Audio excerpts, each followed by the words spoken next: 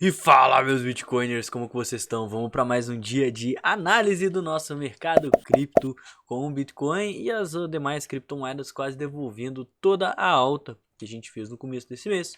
Então agora eu vou te explicar o que está acontecendo, tem relação com os ETFs, tem relação com macroeconomia e tem muita coisa acontecendo que você precisa tá ligado? Então se liga que logo depois da vinheta você vai entender tudo isso e muito mais.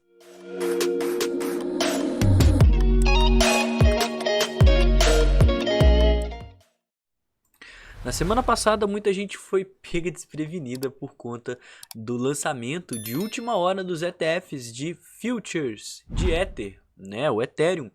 E eu vou te explicar um pouquinho mais sobre isso. Acabou que no vídeo de ontem, como a gente teve a valorização, eu foquei mais na parte gráfica do que na parte de notícias, mas isso não pode ser passado em branco. Então, a gente teve uma possível paralisação que iria acontecer lá nos Estados Unidos ao longo dessa semana, e isso fez com que a SEC adiantasse algumas pendências que ela tinha, e uma dessas é saber se ela iria aprovar ou não ETFs de futuros de Ethereum. Então, na sexta-feira, ela decidiu que sim, poderiam ser aprovados esses ETFs e que eles iriam começar a ser negociados na Bolsa de Valores na segunda-feira.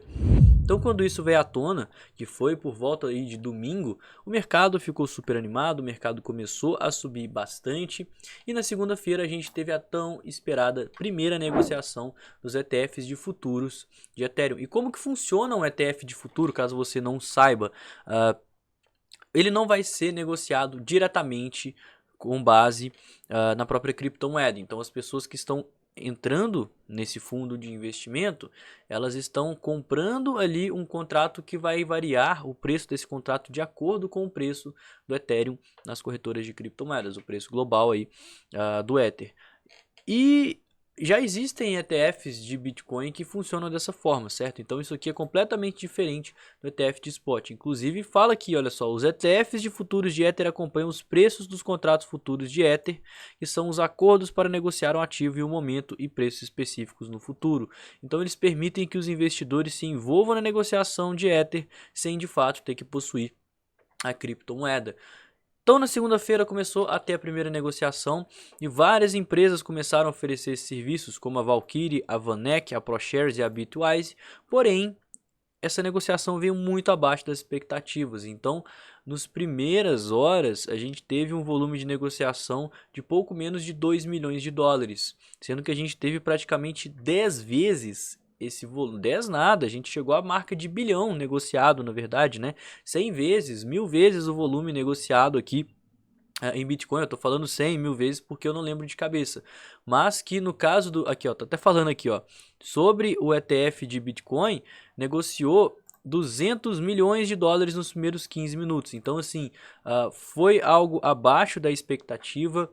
Isso desanimou muita gente, desanimou o mercado, é um dos motivos pelo qual a gente viu a queda, né? O ETF de Ether não foi muito bem aceito. Inclusive, o ETF com exposição ao Ether que mais negociou, que representou aí boa parte desse valor, é um ETF que ele não é de Ether, e sim de Ether juntamente com o Bitcoin da Valkyrie. Ou seja, o próprio Ether em si não teve tanto interesse das pessoas. Tanto que a Volatility Shares, que é a empresa que inicialmente veio com a proposta de querer lançar o ETF de futuros, que era a primeira que teve essa proposta, voltou para trás e falou aí que o lançamento ele não está acontecendo no momento oportuno e que eles vão adiar, e mais para frente eles pretendem sim estar lançando. E como se já não bastasse, eu vinha falando, né, o sentimento dos investidores com relação ao aumento na taxa de juros está mudando. Então, na semana passada, a gente tinha que 16% das pessoas acreditavam no aumento de 25 pontos base na próxima reunião que vai acontecer daqui a 28 horas, 28 dias e 21 horas, e agora já está em quase 30%. Então, assim, está mudando esse sentimento, e quando a gente muda esse sentimento, a gente tem obviamente uma reprecificação da carteira dos investidores, né? As pessoas fazem um rebalanceamento, se expõem mais em renda fixa, tanto que os títulos do Tesouro Americano estão aí em máximas dos últimos meses e até dos últimos anos, né? O que reforça aí como que as pessoas estão de olho em renda fixa e diminuindo a sua exposição no mercado de renda variável. Então isso fez com que não só algumas ações, mas também criptomoedas se performassem de forma ruim, e como eu falei no vídeo de ontem, a gente estava assim numa região de forte resistência. Por mais que o sentimento do mercado mostrasse para a gente que poderíamos sim continuar tendo uma alta, a gente não tinha tanto interesse comprador porque era uma região de resistência. Então eu falei que era interessante a gente ver aquela pressão compradora que estava sendo criando base de preço desde que a gente começou a alta, né? Então ela estava lá nos 25, o preço subiu, ela veio aqui para os 26, aí o preço subiu, caiu, ela não deixou passar para os 26, subiu mais um pouquinho, ficou fazendo pressão aqui nos 27. Depois que o preço subisse, a gente queria ver essa pressão compradora ser realocada para cá, que é o que está acontecendo. Então, por mais que a gente tenha tido uma queda, ao meu ver, a gente está numa região interessante de suporte, não só sentimental, mas também um suporte gráfico. Porque a gente tinha essa região de resistência, né? Eu vou refazer a análise toda aqui que eu fiz há um tempinho atrás comigo mesmo. A gente rompeu a região vermelha de resistência, uma região que tinha bastante ordens. Encontramos um topo lá nos 28.600 dólares, que era uma região de fundos prévios. É natural que as pessoas que compraram aqui queiram vender, porque elas ficaram no prejuízo. Olha como que o nosso VPVR está acentuado nessa região, próximo aos 29 mil dólares. Então, foi importante a gente ter rompido essa linha de tendência juntamente com essa zona vermelha, justamente porque essas ordens que estavam fazendo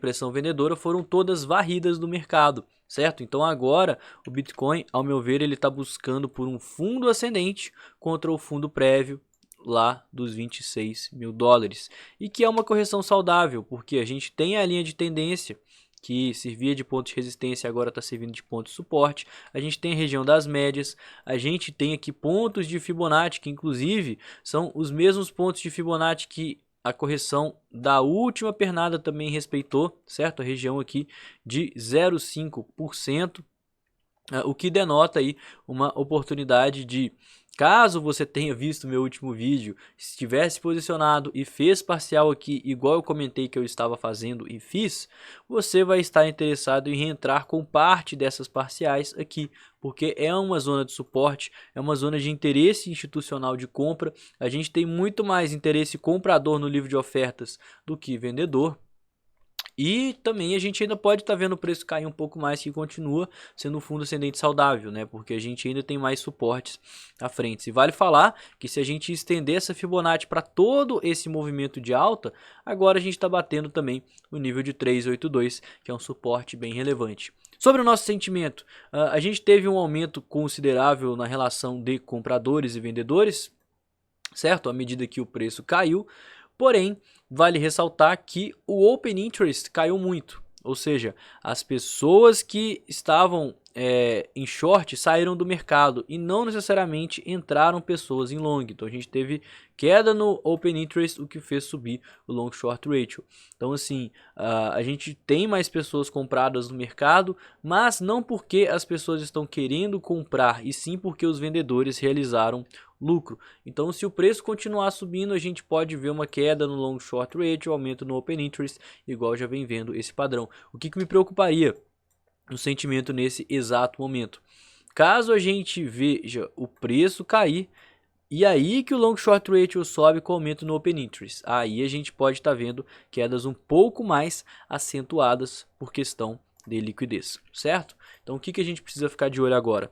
Bom, ao meu ver, o preço ele precisa manter acima aí da região dos 26 mil dólares, certo? Que é um suporte muito importante para o preço. Essa região aqui da linha de tendência, essa região aqui das médias, ela está segurando muito bem o preço e a gente não pode perder.